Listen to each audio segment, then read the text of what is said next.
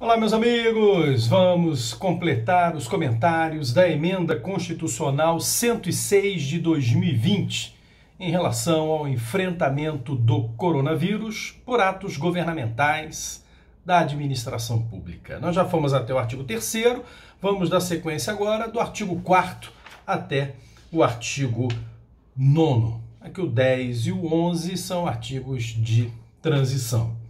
Artigos que entram em vigor na data da sua publicação, se encerra com estado de calamidade, o 10 convalida os atos anteriores, de acordo com estas regras aqui colocadas, quer dizer, não trazem regras. Então me interessa aqui o artigo 4º ao 9º para a gente fechar. Vamos lá, artigo 4º. Será dispensada durante a integridade do exercício financeiro em que vigore a calamidade pública nacional, de que trata o artigo 1º desta emenda constitucional, a observância do inciso 3º do artigo 167 da Constituição da República.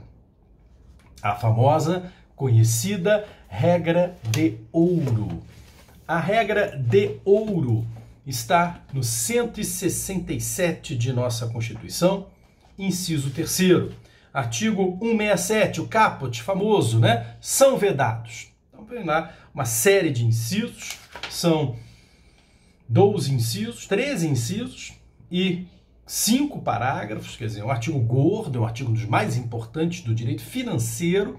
Costumo sempre afirmar, para concurso público, se você não gosta de financeiro, se você não quer estudar de financeiro, primeiro mude a sua opinião, porque direito financeiro é o maior barato, ok? Mas, enfim, pelo menos decore o artigo 167, porque ele é fonte de diversas questões em concurso público. E no inciso 3º são vedados 3. A realização de operações de crédito que excedam o montante das despesas de capital. Quer dizer, é proibido operação de crédito, isto é, dívida pública, que não seja para despesa de capital. Em outras palavras, não posso fazer operação de crédito, por exemplo, ir no BIRD, pegar dinheiro emprestado para pagar despesa corrente, despesa de custeio, vencimento de servidor, provento de servidor, não posso. É proibido fazer dívida para pagar despesa corrente. Ela só pode ser para despesa de capital. Porém, olha o fecho. Item 3 do 67, a realização vedados, né? A realização de operações de crédito que excedam o montante da despesa de capital. Então só pode ser para despesa de capital, porque se exceder, passa para despesa corrente. Muito bem, aí vem, ressalvadas as autorizadas mediante créditos suplementares ou especiais com finalidade precisa, aprovados pelo Poder Legislativo por maioria absoluta. Ora, então, a exceção da regra de ouro já é admitida pela própria Constituição. Basta a maioria absoluta do Congresso para que você possa fazer operação de crédito para pagar pessoal, pô. Despesa corrente, que é o clássico exemplo. Pagar conta de luz, telefone, manutenção, né? Só que eu insisto na colocação de mais do mesmo em relação a vários desses atos normativos referentes ao enfrentamento do coronavírus. Eu não precisava dessa emenda para isso. Era só aplicar a parte final do inciso 3º. Que, diga-se de passagem, em 2019, pela primeira vez, ela foi aplicada. Primeiro ano do governo Bolsonaro, as contas completamente em desequilíbrio, o governo não teve alternativa senão pedir ao Congresso autorização para, excepcionalmente, fazer dívida para pagar os aposentados. E foi unânime, uma coisa interessantíssima, até a oposição concordou. E mais, o ministro da Economia disse que nos 4 anos do governo Bolsonaro ele faria isso. Quer dizer, já esperávamos isso para 2020. Não precisava de uma emenda constitucional me autorizando a fazer isso. Inclusive, para deixar bem claro, eu fui buscar a lei que em 2019, com maioria absoluta, autorizou operação de crédito para despesa corrente. É a Lei 13.843, 17 de junho de 2019. Então, o que está fazendo o artigo 4º, sem dúvida nenhuma, é excepcionar a regra de ouro. Artigo 4º da emenda 106. Não precisava, porque a parte final do inciso 3º, que traz a regra de ouro do artigo 67, admite exceção. E basta uma lei ordinária, tudo bem, maioria absoluta, mas uma lei ordinária, que é bem mais simples de se aprovar do que uma emenda constitucional. Mas, enfim, veio aí a emenda constitucional. Agora, eu gostaria de chamar a sua atenção que o parágrafo único do artigo 4º fala: o Ministério da Economia publicará a cada 30 dias relatório com os valores e o custo de operações de crédito realizada no período de vigência do estado de calamidade pública nacional, de que trata o artigo 1º desta emenda constitucional. Então, é aquela famosa ideia de você especificar de forma separada dos gastos já previstos para 2020 aqueles que foram criados extraordinariamente ao longo de 2020, focado no enfrentamento do coronavírus. Fazer um orçamento paralelo para que se tenha um controle das duas condutas, a já prevista na LOA, normal, para o período, e aquelas que extraordinariamente estão sendo feitas. Agora, gostaria de acrescentar a esse artigo 4º, vamos pular aqui o artigo 5º, depois a gente volta para ele, o artigo 6º, porque entendo que o artigo 6º também é uma exceção à regra de ouro. O que tem no artigo 6º? Durante a vigência da calamidade pública nacional, de que trata o artigo 1º desta emenda constitucional, os recursos decorrentes de operações de crédito realizadas para o refinanciamento da dívida mobiliária poderão ser utilizados também para o pagamento de seus juros e encargos. E, meu amigo, juros e encargos é despesa corrente. Então, ele está autorizando que, ao rolar a dívida, refinanciamento da dívida mobiliária, a gente não paga a dívida mobiliária, a gente rola a dívida, né? Emite título, paga título, emite título, paga título, e assim vai. Porém, essa rolagem da dívida é apenas para o principal, porque é uma operação de crédito, e a Constituição proíbe a operação de crédito para despesa corrente. Então, agora, o artigo 6º está autorizando que eu possa rolar também os juros e os demais encargos da dívida eventualmente encontrados. Então, isso também é uma exceção à regra de ouro. Precisava? Não, bastava também a tal lei ordinária, com maioria absoluta, aprovar a operação. Mas veio aí o artigo 6º trazendo. Vejam, onde está escrito que pagar juros é despesa corrente? Onde está escrito que amortizar a dívida é despesa de capital, por isso essa eu posso rolar, essa eu posso fazer operação de crédito para pagar operação de crédito, emitir título para pagar título? Naquela nossa famosa 4.320 de 64. A 4.320 de 64, logo nos artigos iniciais, fala de receita e despesa. Ao falar de despesa, no artigo 13, ele me traz aquela famosa tabelinha, né? Organizando despesa corrente, despesa de capital e elenca exemplos. Então, vai lá no artigo 13 da 4.320 de 64, quando ele elenca na tabelinha lá despesa corrente, ele traz transferência corrente e, antepenúltima, juros da dívida pública. Pagar juros é despesa corrente. Aí, na mesma tabelinha, começa a despesa de capital. E lá embaixo, transferência de capital. Olha a primeira, amortização da dívida. Então, amortização da dívida é despesa de capital. Essa eu posso fazer operação de crédito, está respeitando a regra de ouro. Agora, fazer operação de crédito para pagar juros é ferir a regra de ouro. Só devidamente autorizado, como diz o inciso 3º do artigo 67, com uma lei com maioria absoluta. Ou agora, automaticamente aprovada durante o período de calamidade, pelo artigo 6º da emenda 106. Ok? Muito bem. Artigo 5º. As autorizações de despesa relacionadas ao enfrentamento da calamidade pública nacional de que trata o artigo 1º desta emenda constitucional e seus efeitos sociais e econômicos deverão: 1. Constar de programações orçamentárias específicas ou contar com marcadores que a identifiquem. 2. Ser separadamente avaliadas na prestação de contas do Presidente da República e evidenciadas até 30 dias após o encerramento de cada bimestre, no relatório que se refere ao parágrafo 3º do artigo 165, que é o RREO, Relatório Resumido de Execução Orçamentária.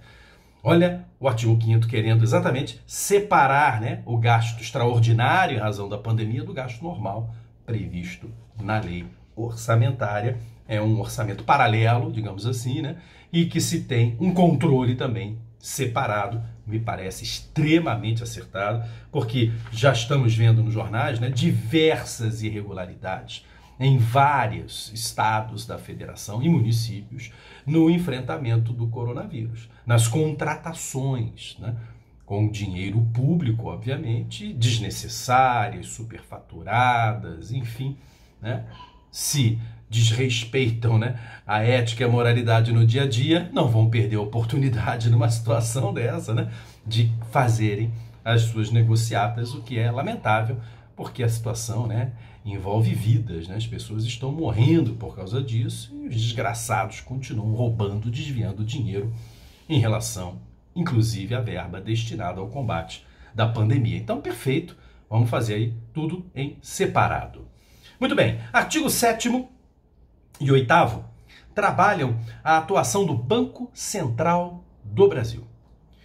E no artigo 7º vem assim: o Banco Central do Brasil, limitado ao enfrentamento da calamidade pública nacional a que trata o artigo 1º desta emenda constitucional, e com vigência e efeitos restritos ao período de sua duração, fica autorizada a comprar e vender 1.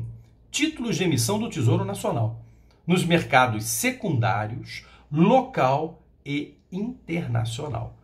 Regra geral, não é permitido pela Lei de Responsabilidade Fiscal, né, que o Banco Central, que é o banco dos bancos, o banco do governo, compre títulos do próprio governo.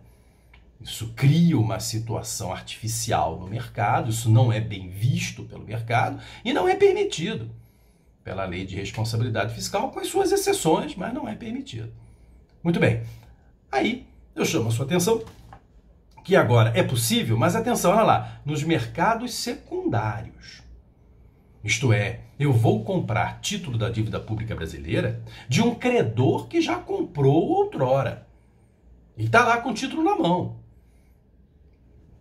É aquela velha história, né? Quando foi emitido esse título, né? Ele não entrou na rolagem da dívida. Por quê? Será que o governo deu calote nesse título? Não temos mais aqueles cibondes que se criaram na época do governo Sarney, né? Que declarou a moratória. Mas, enfim, está admitindo que eu vá ao credor do governo, que originalmente comprou, né, no mercado primário, vamos dizer assim, quando o Brasil emitiu o título, eu vou lá nele e compro. Vou oxigenar, né, o mercado secundário, a ideia, né, de gerar, né, liquidez, né, usando uma expressão mais técnica, no mercado secundário. Muito bem, aí vem o inciso 2º e diz assim, que o Banco Central também fica autorizado a comprar e vender ativos também em mercados secundários nacionais, no âmbito de mercados financeiros, de capitais e de pagamentos, desde que no momento da compra tenham classificação em categoria de risco de crédito no mercado local, equivalente a BB- ou superior, conferida pelo menos por uma das 3 maiores agências internacionais de classificação de risco e preço de referência publicado por entidade de mercado financeiro acreditada pelo Banco Central do Brasil. Estamos, então, autorizando o Banco Central a comprar ações, debêntures de empresas brasileiras que estão em dificuldade em relação à queda de arrecadação, em relação à queda de suas vendas. Só que é estranho, porque o inciso 2 fala no mercado secundário. Então, eu não estou autorizando o Banco Central a ir lá no empresário, vem cá, me dá um abraço, te amo, não vou deixar você quebrar não, toma aí uma grana aí para a sua empresa. Não. Eu estou dando dinheiro para o mercado financeiro, para aquele que já comprou as ações ou debêntures das empresas e está com medo dela dar calote, porque a empresa está quebrando. Então eu vou lá e compro essas ações. E isso é surpreendente, porque a mídia, inclusive, quando noticiou isso, nos mostrou, olha, o Banco Central, como em outros países, vai ajudar as empresas diretamente e tal. E mais estranho ainda, eu não consigo entender, aí eu volto a insistir, a nossa dificuldade da área jurídica, né, em relação a regras do mercado financeiro, que o parágrafo 1º do 7º fala assim, respeitadas as condições previstas no inciso 2º, que é comprar ativos em mercado secundário, será dada preferência à aquisição de títulos emitidos por microempresas e por pequenas e médias empresas. Olha, o mercado secundário eu andei obviamente pesquisando, né, para melhor trabalhar o tema, ele costuma oferecer um tal de mercado de balcão. Anotei aqui, tá? Mercado de balcão, uma cesta de títulos, um patrimônio de fundos, onde tem uma montanha de títulos ali. Que às vezes você compra e nem sabe de que empresas formam aquela cesta de títulos. Agora eu te pergunto, você já viu alguma ação em bolsas de valores de uma microempresa? Você já viu alguma debêntures emitido por uma microempresa? Algum ativo de uma micro, pequena e média empresa sendo negociado? E mais, como que se eu for comprar no mercado secundário, qual é a certeza que aquela cesta de títulos tem micro, pequenas e médias empresas? Eu estou achando muito difícil esse parágrafo ser materializado. Eu acho que o correto seria, como vimos internacionalmente, o Banco Central chegar direto nas empresas e ajudá-las a não quebrar. E não ajudar o mercado financeiro, pô.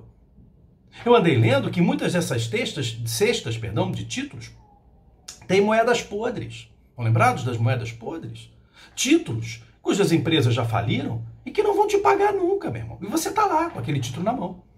Aí de repente vem uma oportunidade dessa, opa, empurra aí pro governo, enfia aí no meio, nem vai ver o que tá comprando. E na hora que ele vai vender, quem é que vai comprar moeda podre? Ninguém.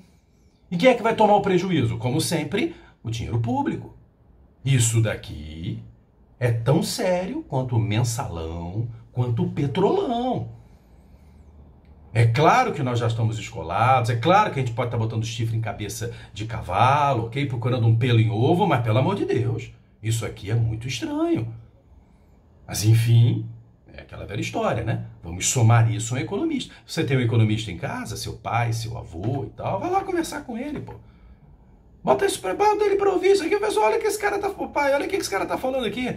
Tá falando bobagem? Eu posso estar, ok? Porque eu volto a insistir. Quando a gente vai para o sistema financeiro, eu leciono o sistema financeiro nacional, mas é claro que eu leciono sobre aquela ótica jurídica. Eu falo do Conselho Monetário Nacional, das atribuições do Banco Central, né? E assim por diante. Falo de intervenção e liquidação extrajudicial, falo da RAET, Regime de Administração Especial Temporária, numa visão jurídica, né? Analiso a lei 6.024 e tal. Mas na hora que você começa a me falar em mercado secundário, cesta de títulos, mercado de balcão, a gente fica, né, pô, receoso de falar. Eu tenho que falar porque alguém tem que comentar isso.